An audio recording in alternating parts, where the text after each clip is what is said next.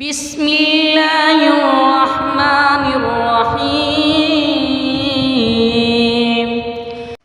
ألم تر إلى الذين نافقوا يقولون لإخوانهم الذين كفروا من أهل الكتاب لئن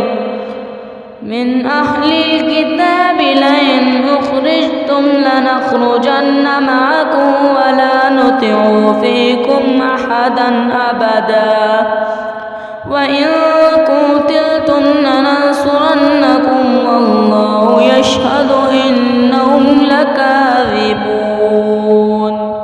لئن أخرجوا لا يخرجون معهم ولئن قتلوا لا ينصرونهم ولئن نصرهم ليولن الأدبار ثم لا ينصرون. لأنتم أشد رهبة في صدورهم من الله ذلك بأنهم قوم لا يفقهون.